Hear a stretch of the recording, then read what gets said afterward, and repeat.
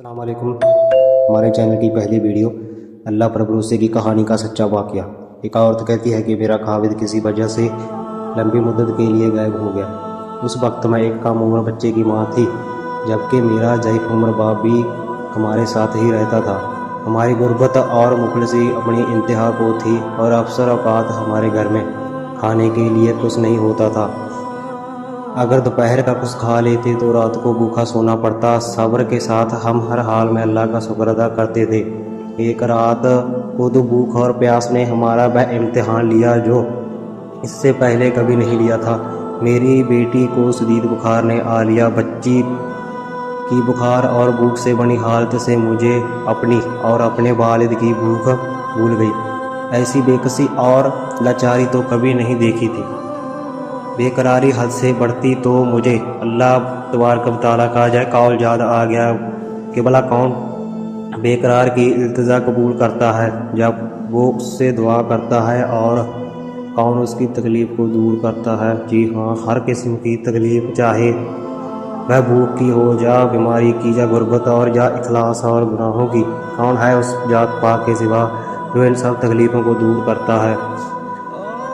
यह सब सोचकर मैं उठी और जाकर वजू किया। वापस आकर नमाज बच्ची के माथे पर पानी से भीगी हुई पट्टी रखी और अल्लाह के हजूर के नमाज की अदायगी के लिए खड़ी हो गई। मुख्तसर सी नमाज पढ़ने के बाद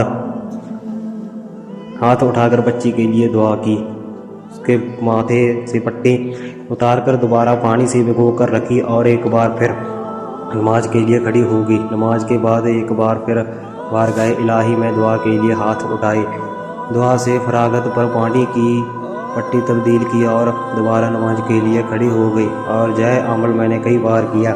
जब मैं जय सब कुछ बार बार दोहराती रही तो किसी ने दरवाज़ा इस हैरत के साथ के भला कौन रात के इस पहर में हो सकता है। मेरे वालिद ने पूछा कौन, और जवाब आया मैं डॉक्टर हूँ। मैं और मेरे वालिद हम दोनों एक दूसरे को हैरत से देख रहे थे। इनको किसने बुलाया है? मेरे वालिद ने जाकर दरवाज़ा खोला। डॉक्टर आते ही पूछा कि मरीज किधर है, और हमने सादगी से बच्चे की तरफ इशारा कर दिया। डॉक्टर ने बच्ची को चेक किया, कागज़ पर एक नुस्खा लिखकर मेरे हाथ में थमाते हुए बोला, लाइए मेरी फीस दीजिए और मैं चलता हूँ। मैंने आहिस्ता से जवाब दिया, डॉक्टर साहब हमारे पास तो कुछ आपको देने के लिए पैसे नहीं है, बल्कि हमारे पास तो कुछ भी नहीं है। मेरा जय जवाब सुनते ही डॉक्टर जला उठा और गुस्से से तकरीबन दहाड़ते हुए बोला, अगर फीस देने के लिए पैसे नहीं थे तो मुझे आधी रात को फ़ोन करके क्यों बुलाया? क्यों मुझे इस तरह बेआराम किया तुम लोगों ने? डॉक्टर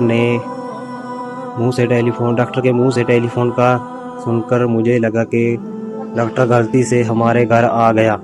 मैंने हिम्मत करते हुए जवाब दिया, डॉक्टर साहब हमने आपको टेलीफोन करके नहीं बुलाया, बल्कि हमारे पास तो टेलीफोन है ही नहीं। जैसे सुनकर डॉक्टर ने मुझसे पूछा कि अच्छा तो क्या ये फलां शख्स का घर नहीं है? मैंने कहा नहीं डॉक्टर साहब, फलां साहब हमारा हमसाया है।